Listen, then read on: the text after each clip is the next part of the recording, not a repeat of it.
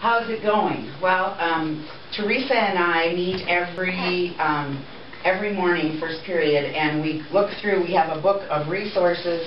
We have a workbook. We have the reading book. We have a CD that we look at, and we also have our movie clips. And so we decide what we're going to be able to do in 45 minutes, and then we prepare all of that for all the other teachers.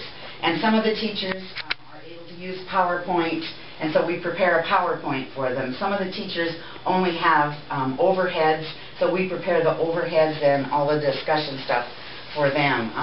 We prepare the materials in the PowerPoint, like it says up there, and we write evaluations after every lesson. The teachers have been really good about writing suggestions for us. The first time we showed the movie clip, we showed the movie clip to the entire high school with 2 big screens, and then we moved them to smaller groups to discuss the questions.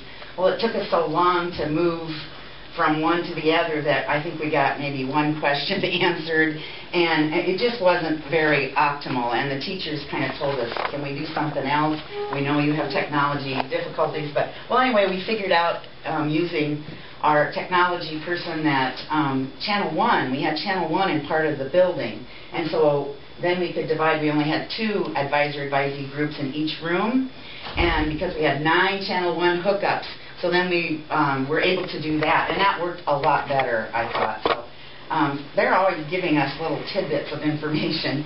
Then we read and we file and we organize the evaluations. We read and file everything that we have done so we can change it. We write notes on everything, so it didn't work very well. Teacher support includes answering questions, preparing folders for them. All the teachers have a folder like this. We put all their overheads, their questions, anything that they might need in that that folder. And I'll just read something that one of the questions I got. Mr. So-and-so asked a great question, and I thought the rest of you might like my reply as well, so I am forwarding the question and the answer. Hope this helps.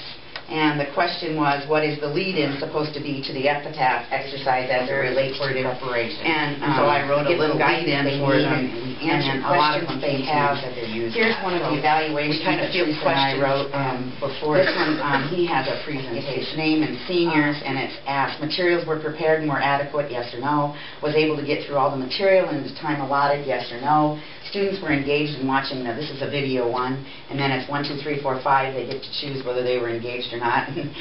Students were cooperative and respectful, yes or no. And then additional comments. This happens to be one. It says, I think the 2:30 advisor-advisee schedule needs the bell system. A bell should ring at 2:34 and tardy should be enforced as a bell ring at 3:20. With 39 minutes of video and the overview to start, we only had 4 minutes of discussion time. This close to the end of the period makes it difficult to maintain student focus on the video. They were more concerned today with getting out of school for the day. So you see, we get lots of just suggestions, and we get, we have 45 minutes to work with, and we just do the best we can. And this, we are also teachers, so we each have a group, and so we know that, okay, we ran out of time here. It just wasn't enough time. Sometimes it just takes longer. And this is, our first run through with each one of these segments, so any advice, any support they can give us helps it run a little bit smoother the next time that we want to present it. That's why we also keep the materials on hand so we don't have to reproduce that and take that other tree out. So we just reuse those materials. Our groups, like Marcia said, we meet every other Wednesday from 2:30 to 3:20, so we have a shortened afternoon classes. There are 24 members of our staff that are involved. Administrative help and support along with technology support has been very wonderful for us. And our groups are in sizes of anywhere from 13 to 16 students. And as Marcia alluded to, we are also advisors, so we get a feel and a pulse of what's going on with the kids. And we have juniors, so each one of us has a group of 13 to 16 juniors. And so Friday mornings, our Friday staff meetings are used to present the upcoming lessons to staff, hand out their folders with the needed materials, and offer, and it gives them an opportunity then to ask us questions if it looks like there's something missing or something that they don't understand. So it kind of opens that communication on a face-to-face basis. And I think that's, like I said, working forward to the next lesson with the materials. And as we've said, teachers have been very patient, supportive, have come back with great comments and communication for us. And our Channel 1 was a result of that communication, and our technology coordinator, Beth Litter, coming in and going, hey, we have this, and we're going, great, that works. So we were able to adapt based on the communication that we received. And the thing that I really wanted to kind of say is that this seemed to be almost bigger than life when we first started, and I thought, you know, is this going to make a difference? Because I want to be with something that's actually going to make a difference. And I don't know if it's going to make a difference. But I do know this. We have got to make an effort for that difference. Because our kids need all of those words up there. They need all of those.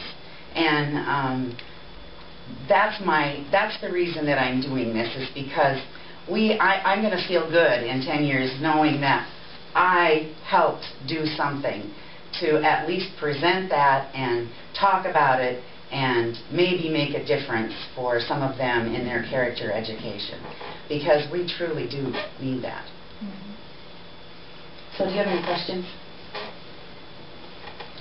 How have the kids received it so far? I mean, are they interacting with the curriculum?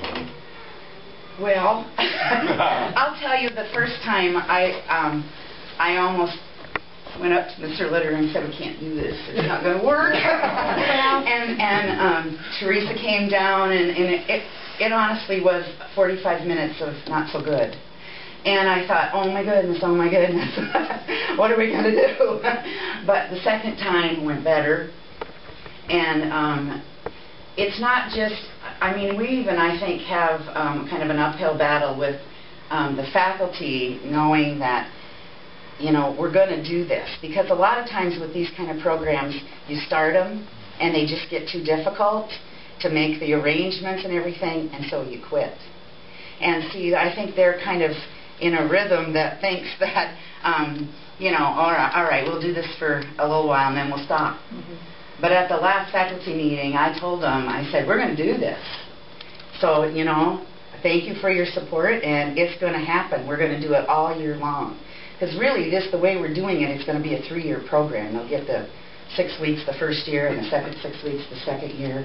And so it'll be a 3-year rotation. And then as freshmen come in next year, they'll start with the foundation.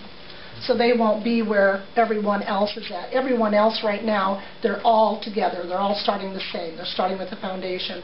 Freshmen that come in next year start with the foundation, and then the other groups are moved on, so they've already received that foundation. So it will kind of work its way into each grade level, then we'll be at a different place. And the second time I did the ethical dilemma, because the first ethical dilemma was really difficult with my group, really difficult. And the second time I did the ethical dilemma, it was again the why do we have to do this?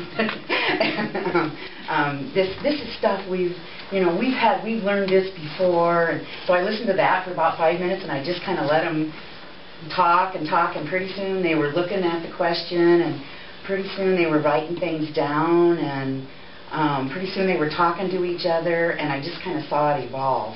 And I saw a ray of sunshine there. And so I just think it's one of those things, sometimes in education you just have to hang on long enough for it to work. And I feel like this is one of those things, but that's just a personal opinion. So I'd like to commend you for this, because this is something that I think a lot of our business people and CEOs are looking for, trying to find these traits in these kids. When Barb and I met with the employers in Sac County and other educators, they talked about the fact that these business people and CEOs would like to come in and have lunches with these kids. And they would do it in high school, but they figured they should start in middle school. But they'd like to come in and have lunch with an employer, and they'll sit down and talk to them about what it means to get a job, what type of opportunities are out there, but what they're looking for in a qualified employee. They don't necessarily have to have 4 years of college, but when they come out, they better have respect and loyalty and have some of these traits if they want to work for them. And they're happy to do it, so we could maybe tie that together and help. I was going to say, there is room in this curriculum, and also